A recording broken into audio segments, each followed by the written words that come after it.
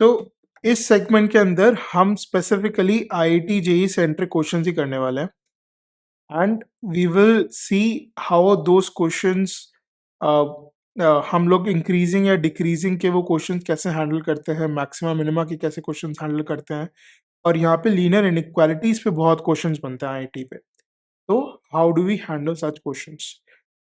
अगर लॉग्स आपको हैंडल करना है तो ज़रूरी नहीं है कि आप एग्जाम में ग्राफ्स बनाओ, लेकिन ग्राफ्स की अंडरस्टैंडिंग आपको बहुत ज़्यादा हेल्प करने वाली है। तो it is very very important that you know the graphs of logs and exponentials. तो let us go back to the graphs and let us explore them a little more. सबसे पहले मैं आपको एक्सप्लेन ये रिमाइंड करवा देता हूँ कि अगर हम जब भी बेस की बात करते हैं तो बेस हमारा 0 से बड़ा होता है और बेस की वैल्यू कभी भी 1 नहीं हो सकती। तो हमारा बेस दो तरह से आइडेंटिफाई होता है, क्या वो 0 से 1 के बीच में है या फिर वो 1 से इन्फिनिटी के बीच में है। तो ये दो टाइप्स के हमारे बेसिस हैं और इन दोनों में लॉग का कर्व और एक्सपोनेंशियल का कर्व डिफर कर जाता है। So these are are graphs. यहाँ पर हमारी बेस की वैल्यू हम यहाँ से कंट्रोल कर पा रहे हैं, राइट? अब ऑब्वियसली नेगेटिव के लिए एक्सपोनेंशियल वैलिड नहीं है, जीरो के लिए भी वैलिड नहीं होएगा, और जैसे ही हम लोग जीरो से थोड़ा सा ऊपर आ जाता है तो वहाँ पे हमारा ग्राफ का नेचर बदल जाता है।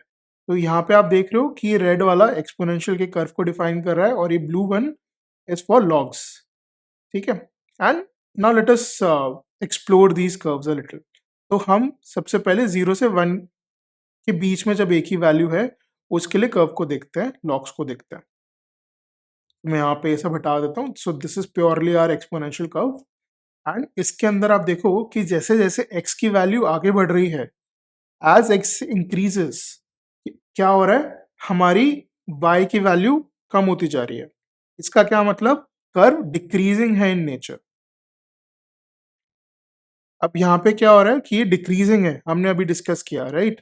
तो जैसे जैसे x इन्फिनिटी की तरफ जाएगा y हमारा 0 की तरफ जाएगा, और जैसे जैसे x हमारा माइनस इन्फिनिटी की तरफ जाएगा y हमारा कहाँ जाएगा, इन्फिनिटी की तरफ। ये हमको ग्राफ से नजर आ रहा है। तो इंक्रीजिंग और डिक्रीजिंग का डेफिनेशन क्या होता है कि जैसे जैसे x बढ़ता है y हमारा कम होता जाता है, इसे हम डिक्रीजिंग बोलते हैं। और जब x हमारा बढ़ता है और y भी बढ़ता है उसके साथ में, ये हमारा इंक्रीजिंग का नेचर होता है, ठीक है? तो अब अगर हम x की वैल्यू 1 से बढ़ा देते हैं, ऊपर कर देते हैं, तो अब यहाँ पे नोटिस करो कि जैसे जैसे x हमारा बढ़ा y बढ़ता चला गया।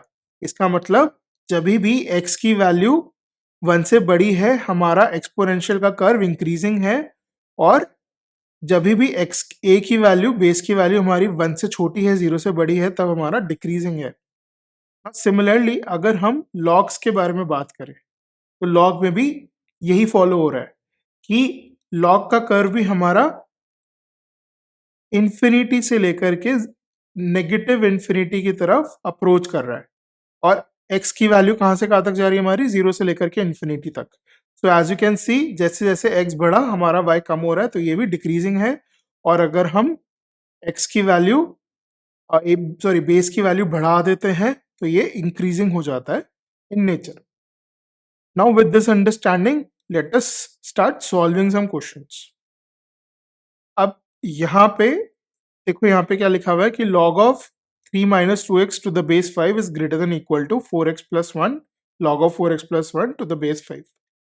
अब सिंस यहाँ पे हमारा जो बेस है a वो 1 से बड़ा है, तो हमको पता है कि दोनों इंक्रीजिंग है, तो हमारी पहली कंडीशन क्या बन जाती है, पहली कंडीशन बन जाएगी कि 3 minus 2x is greater than equal to 4x plus 1। क्यों? क्योंकि ये इंक्रीजिंग था, तो अगर log की वैल्यू बड़ी है तो हमारे जो जिसका log ले रहे हैं उसकी वैल्यू भी बड़ी होगी, राइट? तो 3 minus 2x has to be greater than equal to 4x plus 1। तो अगर हम इसको सॉल्व करते हैं तो क्या हो जाएगा, 1 को लेफ्ट हैंड साइड पे लेकर के आए तो 2 is greater than equal to 6x, यानी कि x इज लेस देन और इक्वल टू 1/3। नाउ अब दो कंडीशंस और बनेंगी कि हम जो लॉग इनपुट कर रहे हैं, लॉग के अंदर जो इनपुट कर रहे हैं 3 माइनस 2x, वो खुद में भी 0 से इक्वल टू भी नहीं हो सकता, 0 से बड़ा ही होना चाहिए, क्योंकि उसका डोमेन नेगेटिव तो हो ही नहीं सकता। तो इसका क्या मतलब 3 minus 2x is greater than 0, यानी कि 3 इज ग्रेटर देन 2x, यानी कि x इज लेस देन 3/2। ये दूसरा कंडीशन हमारा बन जाता है। फिर तीसरा कंडीशन क्या हो गया कि 4x plus 1 has to be greater than 0, यानी कि x has to be greater than -1/4।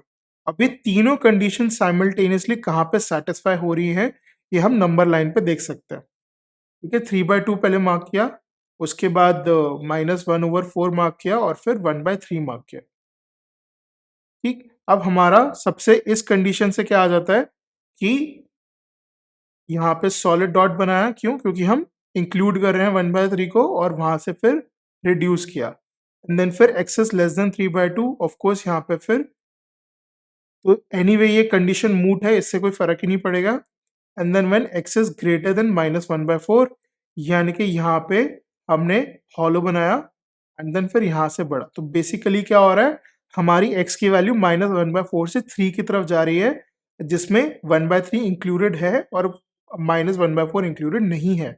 इसका मतलब C is the only option. So that is how we can solve these questions.